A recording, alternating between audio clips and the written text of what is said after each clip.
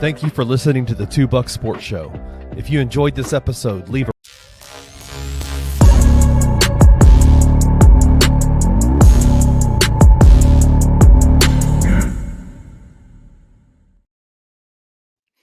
What's up, everybody? Uncle Buck here of the $2 Sports Show on Bluff City Media, and I'm here to talk about tonight's releasing of the third edition of the College Football Playoff Rankings. I've got a lot to discuss here, and I've got a special guest coming along later to discuss it with us. Listen, we're already doing better today than we did last week for the first time that I ever went live. My mic is on. I have checked it several times. And we're in here. And so we're live. I could use a producer, though, because I did hit one wrong button already, but we're going to get to it. Right from the jump, I tell you what, I was going to intro, but let's just get Zach Berry in here. So I know everybody's got that one friend that you entered into a group message with 10 years ago, but you never met. That is Zach Berry for me. We've been chatting for 10 years and never met face-to-face. And so the pleasure's all mine to have him with me today. Zach's with On 3 with the OM Spirit. He covers recruiting primarily, but he talks everything Ole Miss sports. And couldn't think of a better person to have on to hang out with me tonight and hang out with everybody else. So let's get Zach in here. Zach, what's up? What's up, Drew? How are you? Good, man. Good. How's Nashville? It's good, man.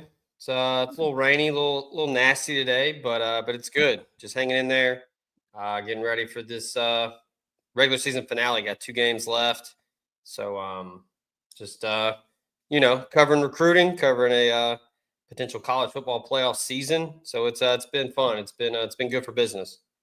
Yeah, I bet it has. So let's just dive into it. First, we'll just talk about the rankings. I've got the College Football Selection Committee, which we have to remember is made up of people and not computers like the old BCS era. So everybody's got opinions that they disagree with. But here's the top 25. From the start, obviously me and you, we're looking at Ole Miss. Ole Miss at 9 here. Georgia at 10, which did flop from last week. Last week, Georgia was ahead of Ole Miss. And as was Tennessee, but Tennessee falls to 11. Was there anything here, seemed about the top 5, 6, 7, pretty all standard, kind of what we all expected? Anything past that jumped out to you?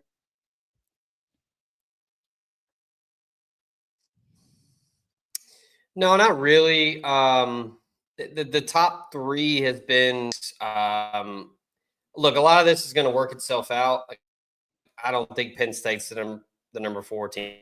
I don't think they're worthy of that.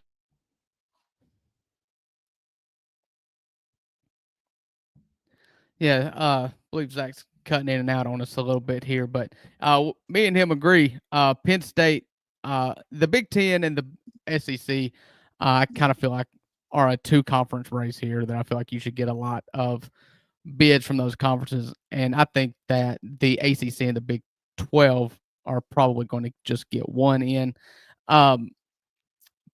But they, because of their schedule, because of who they've played so far, even though they can't really control their schedule, especially in conference play, it's kind of left a lot to be desired. So because Penn State is a one-loss team, and because Indiana is undefeated at 10-0, they're getting the nod here. But you're right, a lot of that stuff is going to work itself out. Yeah, I said that about Penn State. The only loss for Penn State's a 7-point home loss to Ohio State. That's obviously a good loss. And people say that a lot, good loss. I think the wins matter more. I know at some point you have to start looking at other variables when you're trying to pick 12, because there seems to be a solid 6, 7. And after that, you kind of have to start parsing through it and trying to figure out how to differentiate these teams. But yeah, Ohio State, Indiana is going to work itself out, no doubt. And the SEC is where it gets interesting, because you've got Texas A&M and Texas play. You've got Georgia They handled business against Tennessee. So they pretty much are good. I think Georgia went out. I think they're fine. Texas is an interesting one because the resume is not super great. You play Arkansas, you don't really blow them out. You have your opportunity against A&M at the end of the year, but what's Texas's best win right now? Is it Vanderbilt? Yeah. You can't say it's Michigan because Michigan's 5-5 and terrible. I think Alabama is kind of oddly forgotten about, which is very weird to say in the year 2024. Yeah, I feel like everybody was just so ready for them to be done, and with Nick Saban leaving, and everybody was just so ready for Alabama to just be toast, and it just hasn't worked out that way. And we probably shouldn't have been so eager to start with because the players are still there. Kalen DeBoer is a good coach, but the wanting of Alabama to be bad, coupling with a Vanderbilt loss, will make people do some really crazy stuff. Yeah.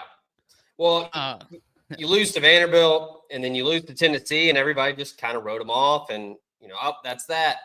And they went 3 straight and just absolutely dominate LSU at Tiger Stadium. So you got Oklahoma and you got Auburn. So you get over those 2 hurdles. Alabama's probably in the SEC championship game, and should be perfectly fine. But that extra game, it's more wear and tear. That's another week. For those that aren't playing in conference championship games and you're in the playoff, in my opinion, that's sitting pretty because you get an extra week of preparation, extra week of rest. That's one thing I wanted to talk to you about is Lane Kiffin, our football coach, or our favorite team's football coach, did make waves like he typically does when saying just frankly whatever's on his mind, which I kind of appreciate about him. But he said what a lot of us were saying in the offseason when we were looking at the first round of the 12-team playoff, and is that if you don't need a conference championship game win to get in, I don't think that you want to play in it. And as an Ole Miss fan, as a team with 2 losses, I can't imagine a 2-loss team wanting to have to play in the SEC championship game, whether or not they are a top 2 team in the SEC or not. Yeah, I mean, I honestly completely agree. I think if you're a 3-loss team, you got to play in that. If you can make the conference championship game and you have 3 losses, you got to play and you got to win. Right. Then it's not a guarantee, though, but you have a really good shot because you won your conference championship. The committee has shown the last couple of years that they value conference championships. It seems like the committee this year, especially, and I've said this the last couple of years, where the timing of your wins and losses matter. And teams like Ole Miss and Georgia, Alabama are peaking at the right time, winning games convincingly, winning important conference games. And that matters, and it was reflected in the rankings tonight. Ole Miss jumps up to 9. Most thought Georgia would jump. Ole Miss was on a bye. Georgia dominates Tennessee at home. Committee values that Georgia win for Ole Miss. Does it punish them for being at home on a bye? I was pretty shocked at that. I thought Ole Miss might get in the top 10, but I thought they were going to probably stay at 10 or 11. And you got Tennessee sitting in there at 11. I mean, that's danger zone right there. I mean, you can easily be pushed down, left out, and BYU done. I'm pretty sure there's no chance there. SMU still hanging around, and then Boise State obviously will be the G5 team that will make it. Yeah, I'm 100% in agreement with you on that. I was stunned to see Ole Miss jump over Georgia, especially since you sat at home for a week, and Georgia did beat Tennessee. What are Tennessee fans thinking right now? They did beat Alabama. Alabama's ranked higher than Ole Miss and Georgia. They did lose to Georgia, but if it wasn't for the Alabama win, which you can't really say, you can't pretend like that didn't happen. If it feels a little Miami-ish to me because it's like they were so close to losing to Florida, but won, and there's a lot of near misses that it was just kind of we were ready to assume that Tennessee, or ready to say in a very crowded, packed little section we've got here, that they were probably the least of those. Yeah, the thing for Tennessee that really kills the resume is the common opponents, and you've got especially Ole Miss. Ole Miss hasn't played Tennessee, but common opponents. Tennessee lost to Arkansas. Ole Miss put up 60 on Arkansas. Tennessee beat Kentucky. Ole Miss lost to Kentucky. But then you look at Georgia. Ole Miss beat Georgia by 3 scores. Tennessee gets dominated by Georgia. So the back and forth with the common opponents, it really hurts Tennessee. And like you said with Miami, BYU, was the same way until last week, and when it got them. Tennessee's been flirting with disaster for a while. I think that that Florida game is probably very, very different if Graham Mertz doesn't get hurt. And Tennessee really kind of played with their food a little bit against Kentucky, got out of there with a 10-point win, I believe. And then, Arkansas just whipped them. I mean, it wasn't, a 20-point win, but Arkansas completely controlled that game. So Tennessee's really struggled. The book on them seems to be you shut down Dylan Sampson, and then that's a wrap. If you can move the football against their defense and score, it's pretty much it. Because Nico is just really struggling, and the play calling you could tell that they don't really trust him. I haven't said his last name in a long time, so I'm a little out of practice. No, you're good. We do nothing on this show if we're not butchering names. And if he's got one that's one of the two that is easily pronounceable, then it's like I said, I don't even know if that's a word, but that's the one we'll stick with. And so Nico, well, that's a very bite-sized name. I like it. He was a darling earlier in the year, and like the Ole Miss team, they just went a long time without playing anybody. NC State turned out to be trash, and boy, did he look good. But when the rubber met the road, like that was he's got to grow up a little bit, and there's no shame in saying that. I mean, no SEC quarterback in their first year dominates to a point to where they're a shoe-in for a playoff spot.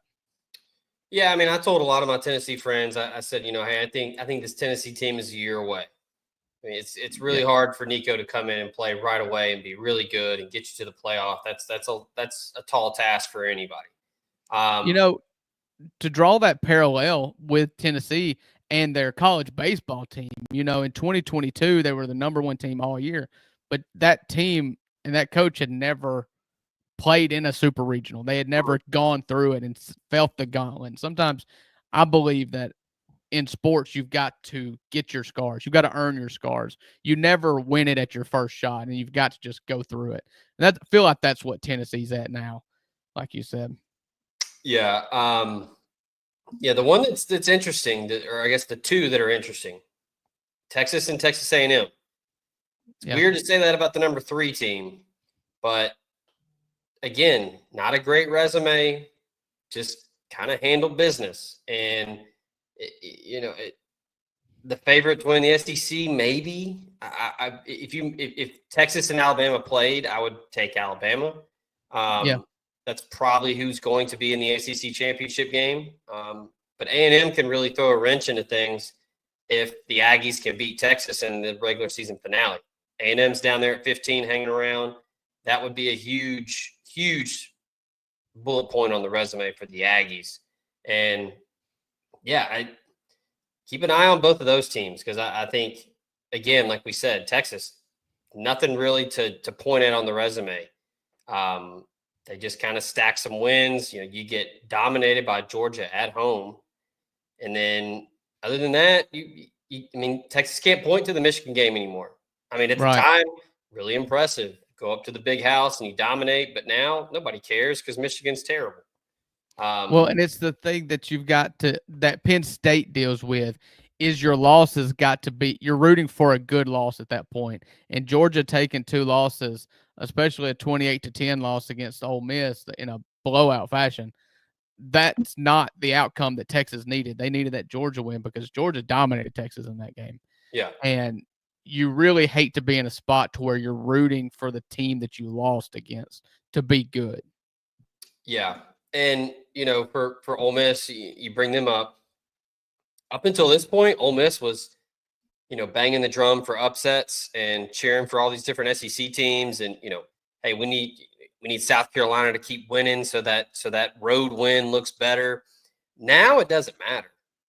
Right. I mean, right now, if Ole Miss wins out, you're 100% in. And there's a really good chance you move up because Texas, maybe Texas loses in Atlanta, Penn State, whatever. Indiana is probably going to lose to Ohio State. What happens if Notre Dame loses to SC Army or Army? Right. Miami loses again. Talking to some people earlier, kind of looking at it, you want to say like mathematically. I mean, the committee kind of showed tonight that Georgia can't jump Ole Miss. If both end up 10-2, Ole Miss will be ahead of Georgia. Yeah, which is crazy to think that it's about the only thing that kind of made me scratch my head. But I don't look a gift horse in the mouth. Like I'll take it, but how in the world Ole Miss jumps Georgia after beating Tennessee, who was ranked ahead of Ole Miss, is baffling. But the head-to-head is shown to matter and take a lot of be the trump card. Yeah. What really should have happened is Tennessee should have played Ole Miss in an Ole Miss, Tennessee, Georgia, and Texas should have just had this round robin 4-person scramble here. Yeah. Well, I was talking with some buddies earlier, and one of them pointed out, and again, if you went out, I don't see how it's wrong. If teams lose in front of Ole Miss, and if Ole Miss wins out, you could get up to 6 or 7, and that's potential host territory there, where you get an extra game at home. I know Ole Miss fans have been griping about night games. You're probably going to get a night game then. But yeah, up until this week, which I was, and I'm not going to say I told you so because no one really knows, but I just kept saying just went out. The Georgia game was huge. You lose to Kentucky, you lose to LSU, you're in win out or bust territory. You not only beat Georgia, but you beat them 28-10, and it was never close. So the committee holds that in high regard, and that was reflected on Tuesday with the number 9 ranking. So teams like Ole Miss, teams like Georgia, win out, you're good. Alabama, same thing. Everybody else, it gets interesting. I think Indiana, obviously. I think if Indiana loses, it's done. I think you fall out. Notre Dame resume stinks. Worst loss in the country. Yes. And the team that beat Notre Dame at Notre Dame Stadium is playing right now on a Tuesday. Yeah. That's not good. And they've fallen to 5-5. They're not even. They're the 8th place team in the MAC, I believe. Yeah, I think they're 6-4, but yeah, they're not good in conference. But yeah, I mean, Notre Dame, if you lose to Army or SC, you're done. Right. And I would probably say the same for Texas for the same reason. The resume stinks. Texas slips up, loses to A&M. Again, like I said, timing. You lose your regular season finale to a Texas A&M team that is ranked below you, and your resume is already bad. I mean, you're going to be sweating it out after that. Right. And Indiana, they're kind of in this weird predicament where you just can't lose bad. It feels like it's the overwhelming sense about the program right now is you just can't lose bad to Ohio State. If you lose close, I can see Indiana and Ole Miss flipping. You kind of bump them into the 11-12. But I'd kind of be just out on Indiana altogether. Indiana and Penn State have not beaten a team that was ranked in the top 25 at the time when they were playing, and still to this day have not been in the top 25. I just don't see. I know they're cute. I don't see it. Not in that conference. No. There's just no wins there. There's no good wins there. There was I heard something the other day. It was like the last couple games, Penn State hasn't scored an offensive touchdown or something like that. Well, Indiana, in the Ohio State game, what they lost, they scored 13 points, right, or 10 points, and their only touchdown was a pick six. yeah. I mean that's your own fault. That's your own conference's fault. I mean, Right. Penn State's pretty much their only chance was to beat Ohio State. And going back to Texas again, timing of losses. If that Texas team loses to Texas A&M, you're probably losing to Alabama and Atlanta, the SEC championship, and that's back to back. I mean, you're cooked at that point. BYU is still hanging around. I don't see it happening, but it might because you win. If you win the Big 12, I mean, I don't know the scenarios. Their only token is that they beat SMU in like week 2, and that is a chip to have. However, you kind of offset that with a home loss to a 3-6 Kansas team. And at that point, what else do you bring to the table? I was going to ask you, speaking of BYU, you look at, say, 14 through the end of the list here, through 25. Spoiler alert, I threw Colorado in my bracket. We've both made brackets. We're going to throw them up here in a minute. Are there any of those teams you think could actually make a run into the playoff? No, Colorado, I know is a good story. They've improved, but again, the resume. I don't think Colorado can get in there. I'm taking Colorado. I'm choosing Colorado based on a championship game win over BYU. Yeah. I mean, that's the only way. I believe that the ACC and the Big 12 only get a conference champion in. Yeah, so, only one. There's no other at-large team at this point, barring a bunch of upsets where Arizona State or Colorado win out and a bunch of other teams lose. But, I mean, Arizona State's all the way down there at 21, so that would be a tall task. But I don't think Colorado has the chops to win a first-round game. The offensive line still has a ton of issues. It's basically the same team it was a year ago, just actually got some of those one-score games. They got some wins. Travis Hunter has stayed a lot more healthy this year. Shedeur Sanders has been better, but I think if Colorado plays a team with just a halfway decent front seven, it's going to get mauled. Yeah, I agree. It's just such a bad conference, and I know that there's a lot of people.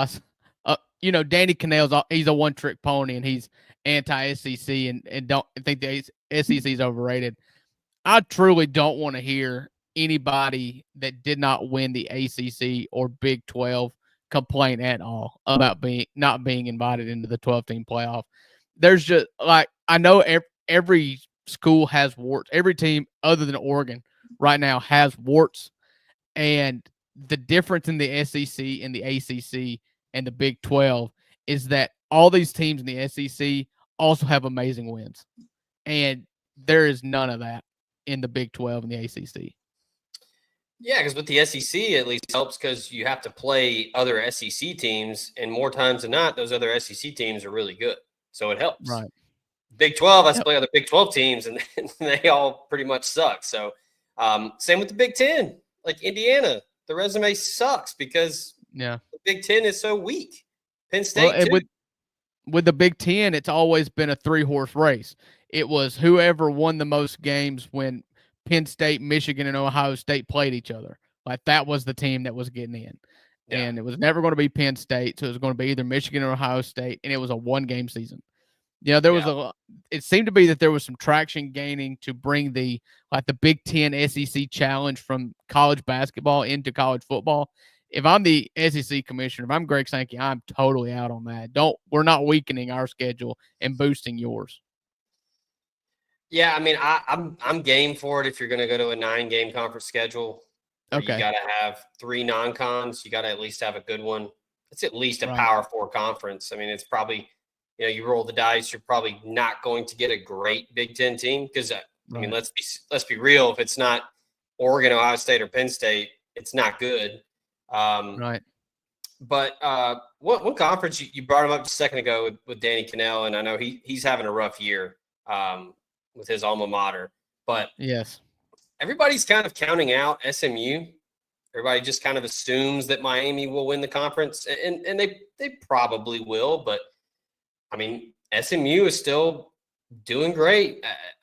I mean, yeah. I'll throw this up on the board.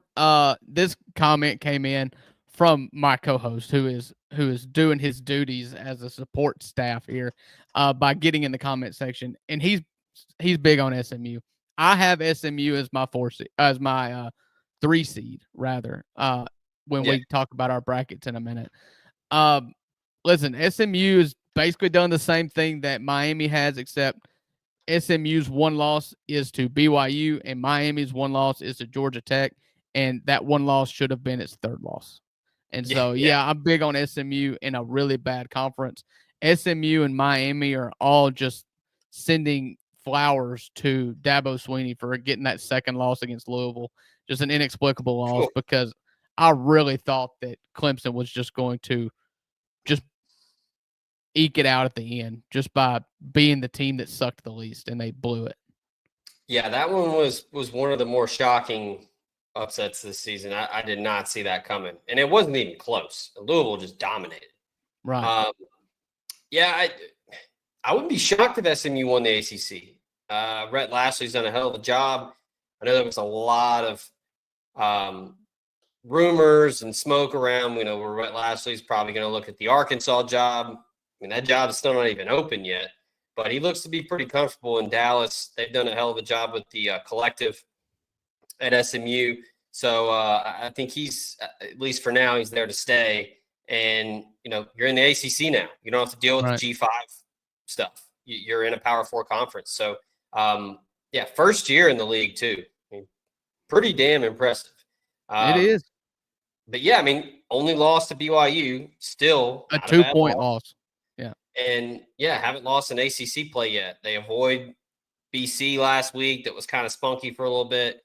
And then now you got to survive Virginia and Cal. That's it. I think Clemson's pretty much done, like we just said. So it's basically coming down to Miami and SMU. And, what a hell of a doozy that'd be in Charlotte for SMU to beat Miami and get into the college football playoff. All right, let's talk about this now. Boise State at 12 puts them ahead of, according to, here is, I'm going to take us off the screen for a minute. I'm going to put the college football bracket up. Boise State, by being number 12 overall and ranked higher than BYU, puts them into a bye position. I get it. Ashton Genty may be the best player in college football, but are we really going to do this? I think it's dumb. I think the whole, we have to put them in. You don't have to do that. Just make it the best 12 teams. I get the automatic qualifiers and the buys for the Power 4 conferences, but we have to put a G5. We have to do, you don't have to do that. Yeah. Just pick the 12 best teams. And the G5, and let's be honest, I don't know that I can really make an argument against BYU, so it may work out perfectly for them, or an argument for BYU over Boise State. But there's going to come a time where it's just like, are we really going to give a G5 team a bye when we're over here talking about 5 SEC 2-loss teams that have just eaten each other alive, or Ohio State that lost by 2 points against Oregon because their quarterback took a knee with no timeout, with zeros on the clock? Like, is that what we're really going to do here? And, I said it way back in the BCS when, Boise State and, they were doing their thing with Chris Peterson, and everybody was like, oh, well, just put them in. I was always, just put them in. They're going to get their doors blown off. Yeah. Just put them in. It was like that with UCF. People did that. We saw that in was it the last college football playoff 4 team where Cincinnati and Desmond Ridder got the 4 seed, and Yeah. I mean, it's not going to work out. It's science at this point. Now, on the flip side, Boise State's resume is pretty Yeah. good. Now, Yeah. Mountain West, whatever, I know, not great. But the only loss is a last-second L to Oregon. Right. In Autzen. Yeah, like on the road. So, yeah, you're not a Power 4 team. I disagree with getting a bye and doing all of that. The way that they do the rankings and then set up the bracket is really damn confusing, and I don't care for it.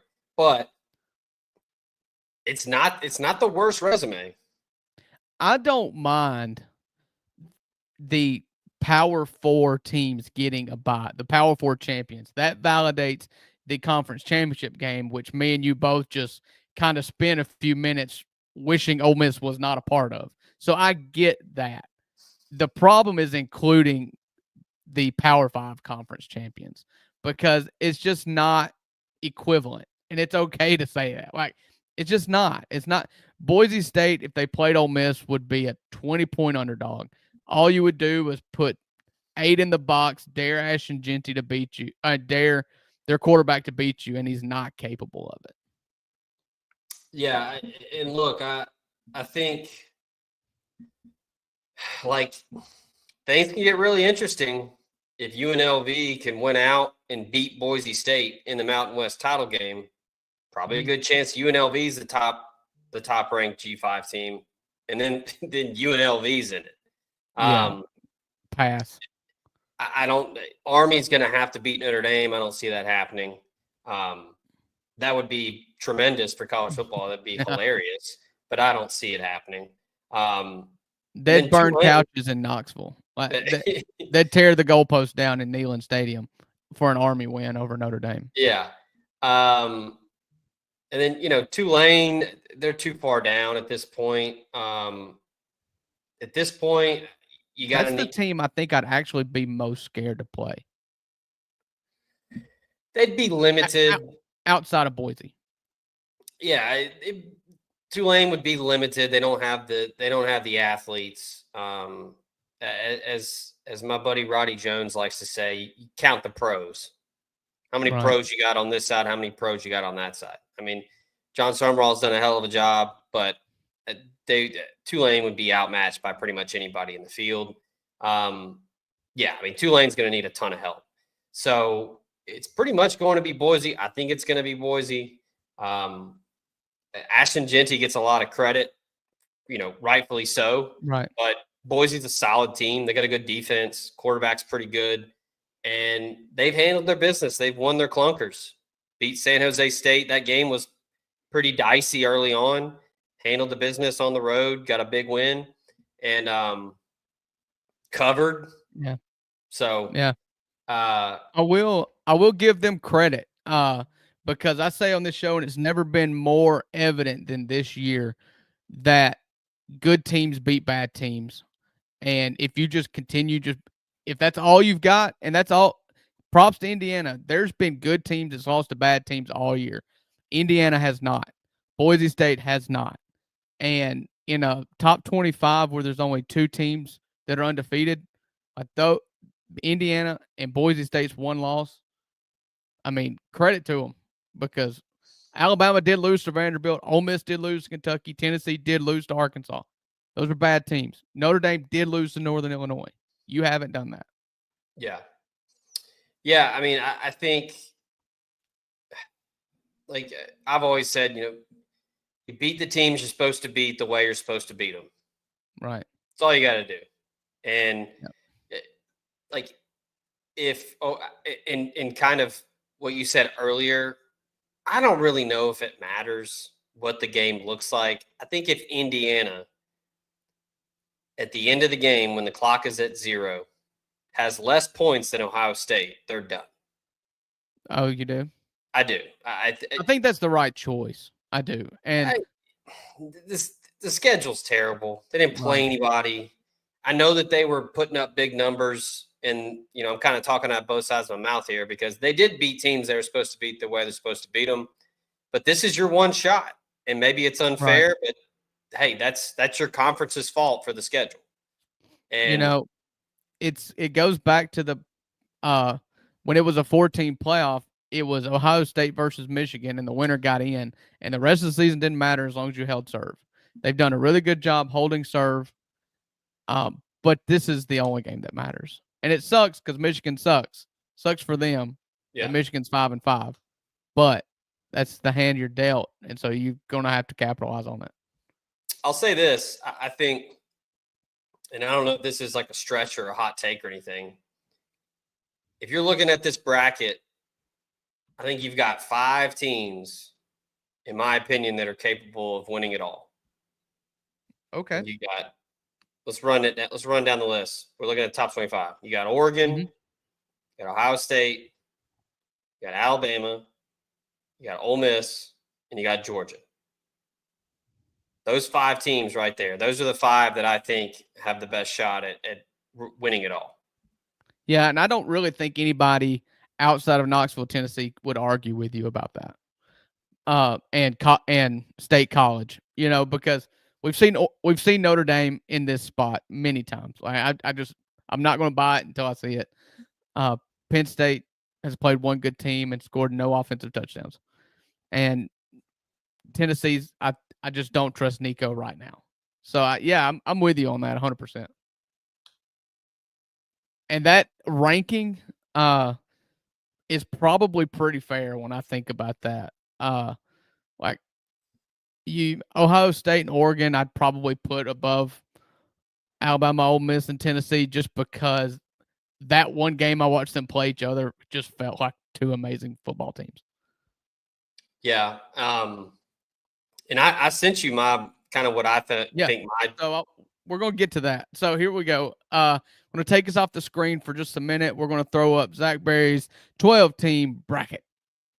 Talk us through it. All right. So this is what I expected it to be today. So if I look at, so I can compare where we hit and where we didn't. Your top 4 is the same. Okay. So yeah. Oregon, Texas, Miami, and then Boise State handling business. The rest of it, I mean, pretty much, I think pretty accurate. I think that some really good matchups there in terms of, if you're looking for, some blue bloods, you're looking for some marquee names. I mean, I think you've got it right there with everything 1 through 12.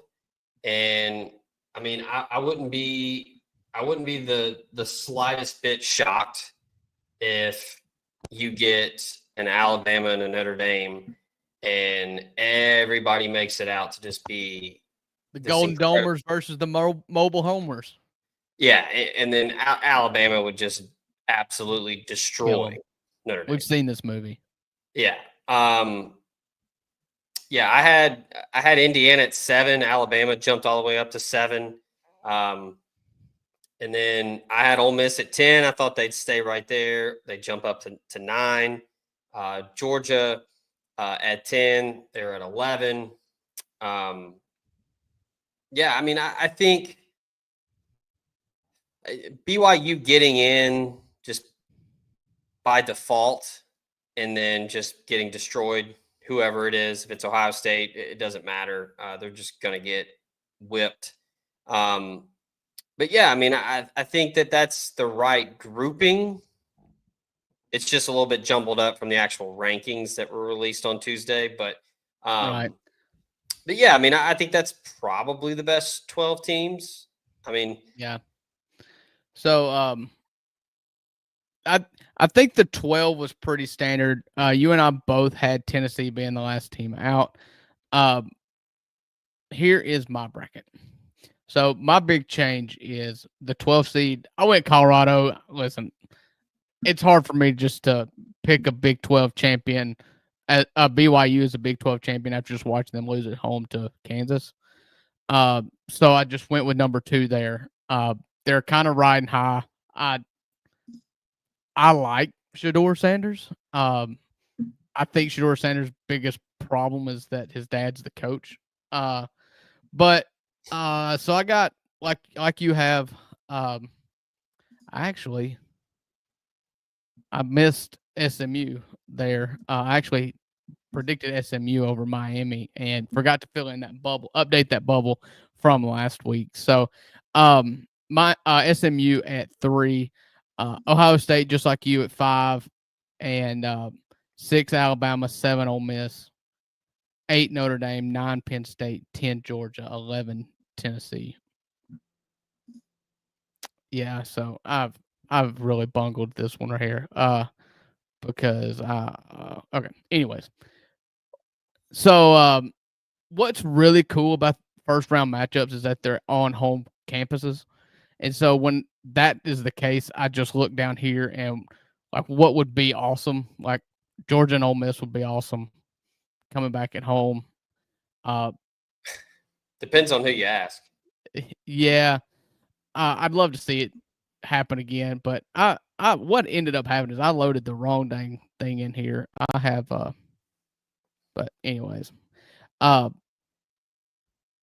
just going to move on from it. But yeah, my problem is I wanted to rank them how I wanted to rank them and not kind of predict how the media would rank them, how the committee would rank them, because I would not at all have what they had, because I'm not big on Penn State, I'm not big on Indiana, and I'm forecasting a loss for Indiana.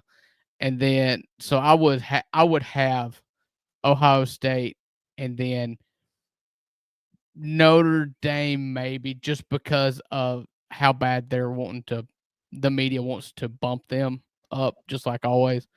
And then you would have the 3 other SEC schools. And then in a race for the 11 seed be between Indiana, Tennessee, BYU. That's where I landed at it. Yeah, that was kind of why when I told you like I'm going to rank my top 12 teams in the country, because yeah, it's a little bit it's hard to pick, like I said, with how they do the brackets with the automatic qualifiers, the first round buys. It makes it kind of weird to put together your 12-team bracket, Right. which was kind of why I'll just send you who I think are the 12 best teams, but and that's also kind of like you're looking at how to do the bracket today. Right. And not at the end of the year. So, yeah, everything's going to work itself out. I mean, I think you're going to get the 12 best teams. I don't anticipate anything crazy. I mean, and I'm including SMU in that. I don't think SMU winning the ACC would be crazy. No, not at all. I think they will. Your top 12. This is you put capital MY top 12. Oregon, Ole Miss, Georgia, Bama, Ohio State, Texas, Miami, Notre Dame, Penn State, A&M, Indiana, and SMU. Yeah. I need you to defend Texas A&M for me. They don't have a quarterback. They do, just a very limited quarterback. He does some things well, and they've kind of catered him. Like Colin Klein, that OC and Marcel Reed work, whereas Connor Wegman couldn't do what Colin Klein wanted him to do. And that's been so crazy to me, because when I was most impressed with Texas A&M was when they played Missouri in Columbia and just blew the doors off of them. Yeah. Now you look back and it may be a lot to do with Missouri, but that was Connor Wegman coming back off an injury and just dicing them up for 60 minutes. Yeah, I mean, this top 12, I kind of went off the eye test. I think A&M has a defense that's capable of keeping them in a playoff game. Now, can Marcel Reed get a win? Don't know. But, yeah, look, I know LSU's not great, but A&M handled them the second half. I mean, it got 17-7. LSU looked like it was about to race out to a road win. They changed the quarterback. LSU had no answer. A&M had a good plan, figured it out, which is still crazy to me that it looked like LSU didn't plan at all for Marcel Reed to play. Right. Because he comes in and they have no answer. Well, and it almost looked like Missouri did not plan for Connor Wegman to play. The exact opposite. They probably didn't. But yeah, I mean, going through the top 5, I mean, that's the 5 teams that I said can win it all. I mean, I think Ole Miss is the hottest team in the country right now. The best defense in the country. You've got a quarterback that I think is worthy of getting invited to New York for the Heisman. Probably won't win it outside of, going off in these last 2 games, which is one thing to talk about. I don't have the exact number in front of me. I think if Jackson Dart goes for at least 250 the next 2 games, he passes Eli Manning for most career passing yards. So that's not nothing. But yeah. Yeah. I mean, Oregon, that's jersey retirement talk. That's pretty impressive. Oregon, had a weird one against Wisconsin last week, but still undefeated. So you got to have them up there. Georgia, I think, is one of the best teams in the country. They showed that against Texas. They showed it against Tennessee last week, which, I expected, but you kind of need to see it because, I mean, Ole Miss made them look pretty average. And Georgia's, backs against the wall like Ole Miss has been the last couple of weeks, and they showed up. Alabama, same thing. I mean, just absolutely destroyed LSU on the road and have looked really good when Jalen Milroe can do the things that he's capable of doing. If Kalen DeBoer can keep that offense kind of in this nice little bubble that he likes to keep it in, they're pretty dangerous. And then Ohio State, I mean, we talk about, how many pros you got. I mean, Ohio State's probably got more pros than anybody. So talent-wise, they're going to be in it. And then after that, Texas, Miami, Notre Dame, Penn State. Those are the 4 right there where, kind of an internet tough guy type team where, they're the comment section. Yeah, like look good on paper, but, are you really that good? Texas has not looked the same in the last couple of weeks. I think a lot of people have just been waiting on them to, okay, this week is when Texas is going to get it going.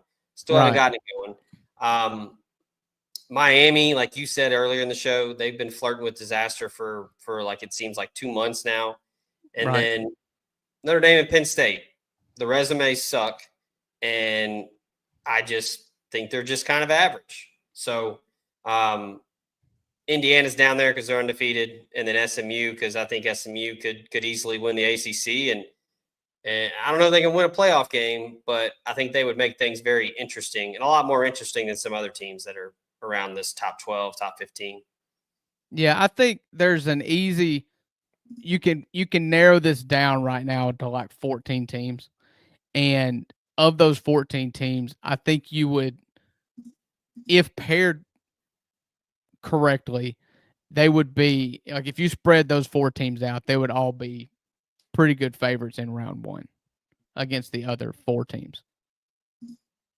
Yeah, I mean, this is kind of how it is every year, right? You have the bracket, everybody picks all the teams, but at the end of the day, there's probably 3 or 4 that are actually capable of doing it. Yeah, it's the thing about March Madness. Like everybody loves the first weekend of March Madness, but when it comes down to it, you're going to have Kansas and you're going to have, Kentucky, UCLA, in the past. They're the historical folks. They're UConn. That's who's going to be there at the end. All the rest is just time fillers. Yeah, I don't want to say this before we get out of here. I do think they're probably going to go to a 14-team playoff, possibly as soon as next year, and I wouldn't be shocked if it got to 16. So 14 teams, is that going to be a double bye for 2 teams? I don't know. Or 1 bye. That 14 teams is what the NFL does, right? No, they do 16. I think. Anyways. I just think that they're going to quickly find out how much more money they're going to make with this, and they're going to put it up to 14, and you got to do away with the buys. It's too confusing. It's dumb. Like the automatic, qualifier type stuff. Like Right. it's like I said, making a bracket. It's very confusing, and I think that it's something that they need to just get rid of. Yeah. If Like just like if the top four Ohio conferences. State's quarterback, if Ohio State's quarterback blows out his knee in the first round because BYU gets a bye, it Yeah, will I mean, change. yeah, like the top four conferences getting a bye, I think that's dumb. Like just make the top four the top four. Like Yeah. I said earlier, just pick the 12 best teams. Don't look at the conferences. Like you don't have to do these automatic qualifiers because more times than not, the Power Four are the better teams anyway. Translate this to recruiting for me for a minute. That's your expertise. Recruiting bumps typically used to come after playoffs and New Year's Six. Do you feel like that spreads out upon all 12 teams that get in? Is there a real bump, you think, from any team that gets in? I mean, sure. I think a little bit. I mean, I think you saw Ole Miss get a significant bump in Yeah. recruiting after beating Georgia, when at that point everybody was kind of like, okay, like probably going to get in the playoff. I Right. think that helps. More times than not, recruits don't really care about wins and losses. I mean, now obviously it's more about NIL and Right. and stuff like that. But there's some old school stuff mixed in there where you got your relationship with the coaches, stuff like that. But sure, I mean, I think especially with like SMU makes college football playoff. I mean, that's True. going to help recruiting. Yeah. I mean, that's The going to year separate after you. entering a big conference. Yeah, and like Ole Miss makes the college football playoff. I mean, it's not a blue blood. It's not a traditional power in the SEC. You make the playoff, it's going to turn heads. I mean, recruits are going to start taking you more serious. I mean, that's helped Alabama and Georgia for years, where it was always, well, hey, if you go to Alabama, if you go to Georgia, you're going to win. You're going to get a ring. Right. So if you make it in the dance, I mean, I think it's going to turn some heads. People are going to start paying attention. Yeah. Taught me into why I should care about recruiting again. The run of Leo Lewis and Jeffrey Simmons killed the love for me. And I never bounced back.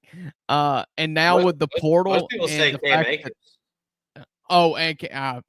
listen, that's how good of a job I did in blocking that out. I was on that stream that night when he committed to Florida State. Taught me into caring about it because with how often these folks transfer anyways, I have a hard time getting invested.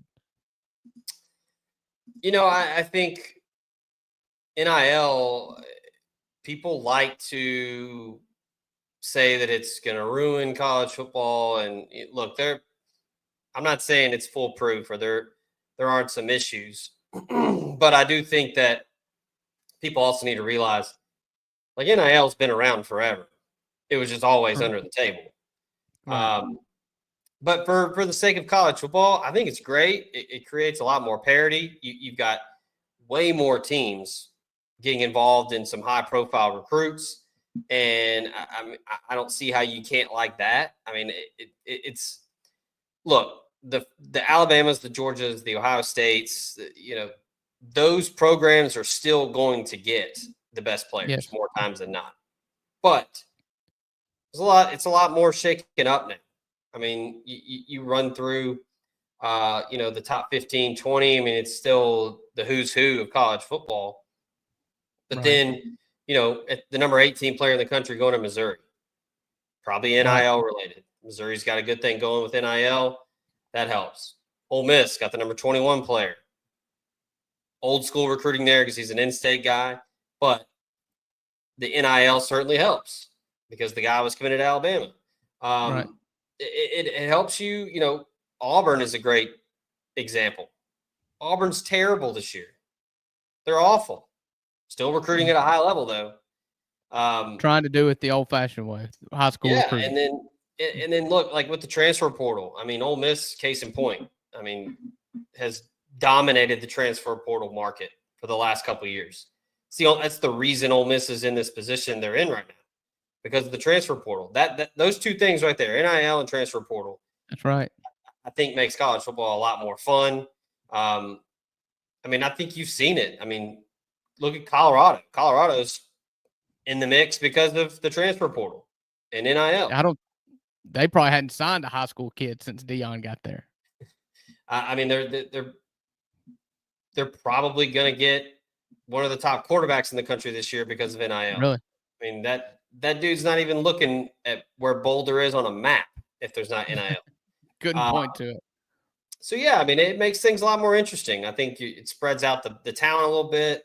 And honestly, I think it makes it more fun to follow. I do. I agree with you. I think that NIL was necessary. Paying the players was something that was going to happen, and it should have happened. Legitimately paying the players. And my problem is not with the NIL. I just wish there was some way it was the NIL paired with the transfer portal with no limitations in how many times you can jump. And it's like there's the constant threats of leaving. That's taxes on anybody. And just as a fan of players or a fan of a team, you want to root for the same players for 4 years. It's what made the 2022 Ole Miss baseball team so special. It's like I felt like I watched Tim Elko and Kevin Graham and Justin Bench for 10 years. You just don't get that anymore. And that bothers me. Yeah, I get that. I understand where it's, it's hard to get excited about signing classes because people say, well, he signed today, but probably going to be gone in 2 years. Okay, sure. But, guys have been transferring a lot anyway before the portal, before NIL. But we got just as excited about signing or bringing over Walter Nolan as we did Benito Jones out of high school. It translates. You get that same level of excitement. And so I get it. I was talking just high school in general, but exciting times. I don't know that I'd be doing this show if Ole Miss wasn't involved, or just shoot everybody straight. We've had 300 folks check us out since we've been here.